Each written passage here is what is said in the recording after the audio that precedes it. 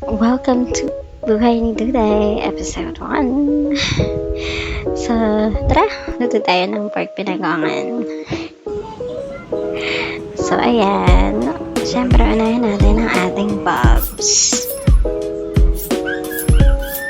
Pagpasensyahan nyo na, hindi ako talaga marunong gumamit ditong panghasa na to. But, I'm trying my best. What? Trying my best. So, ayan nga, ihiwain lang natin to na maliit dahil or para pala mas mabilis siyang maluto. Ano nangyayari? Ayun, para mabilis siyang maluto. Kasi late na kasi ako nakapagsimula niyan kasi after shift bilang isang working at home mom, tsaka lang ako labas ng baboy para maso. So, ayan, next kong hihiwain naman ay ang sibuyas. Bale, binunlawan ko lang chopping board, no? Para naman wala, gusto ko lang siyang banlawang kasi napaghiwaan na siya ng bob. So, ayan, kaya ayan, naghiwa na rin ako ng sibuyas or onion. So, half lang yung ginamit ko dito. Kasi yan lang yung mayroon sa ref. And kaya, gamitin lang natin kung anong meron tayo. So, ayan. Half sibuyas. Tapos, kumuha lang ako ng bawang. Yan. Dinamihan ko yung garlic. Talaga kasi, feeling ko mas masarap lang siya pag maraming garlic. So, ayan. Hiwain lang muna natin ito.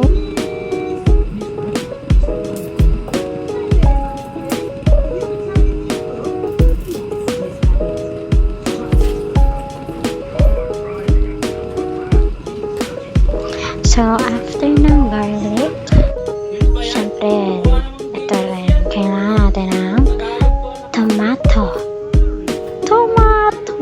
Pero yan. So, hiniwa ko lang siya ng panggisa. And then, actually, malaki nga itong nabili ng asawa ko, pero Curry Bells, masarap naman yung kinalabasan. So, ayan. Tomato is light. So, hinihiwa ko lang siya ng panggisa version. Tapos, we're also having talong. Yan. Isip ko masarap kasi sa pinagoangan ang may pinritong talong. So, ayan. Hiniwa ko na rin ang talong, guys.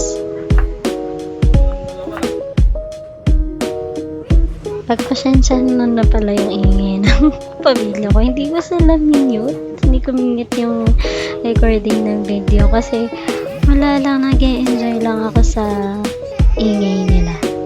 Ito yung uri ng ingay na alam mo, may miss mo. Kasi alam mo, paglaki nila, oh my God, alam. Pero niya, wala lang, gusto ko lang yung naririnig ko yung ingay nila sa video ko.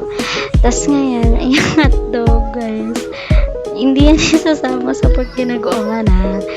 Talagang nagluto lang ako for the kids, just in case hindi nila magustuhan yung pork pinagongan. Kaya, magpiprito din ako ng hotdog for them.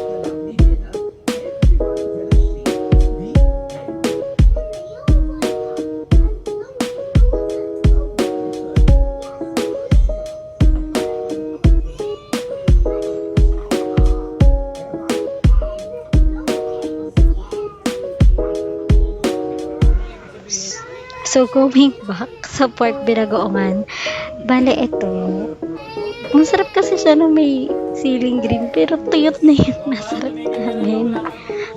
Pero sayang yan. Pwede pa yan. We'll use it properly. Charot! Pero yun nga. So, yan. Nag-chop lang ako ng unting siling green. Yung talagang okay pa. Kahit medyo tuyong na siya. And then, of course, nakikita nyo dyan ang bote ng bagoong. Barrio Fiesta. Tara! Barrio Fiesta! Charot.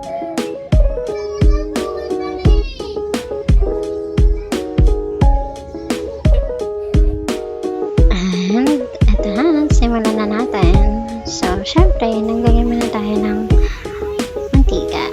Dapat yung bago yung gagamitin ko, pero nagbago yung isip ko. Ito na lang muna. Kasi, we're gonna prito the hot dog and the talong first. So, una ko nang pinrito yung hot dog. Hindi ko na binidyohan. So, dito na tayo sa talong. Gusto ko sa talong yung talagang pritong-prito. Yes. Exactly. Yan. Hayaan lang natin siya.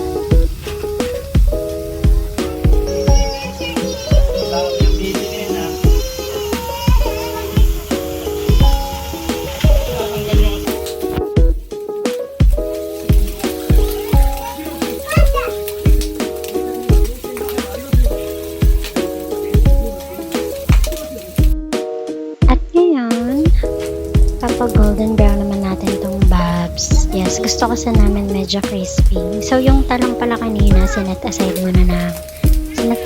ko muna. At yes, gusto ko ganito. Ayan o, brown na brown. And talagang may parts na crispy.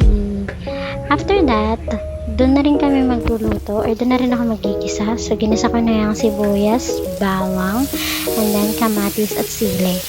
Sinama ko yung sili para kahit papano lumabas yung anghang niya, lalo na kasi medyo tuyot na yan. So, yeah. Mas maganda na ilabas na siya or isama na siya sa gisa para mas lumabas yung anghang niya kahit konti. And then, nilagyan ko na to ng bagoong, and then yung bagoong 2 tablespoon, and then yung suka naman ay nasa 2 tablespoon din.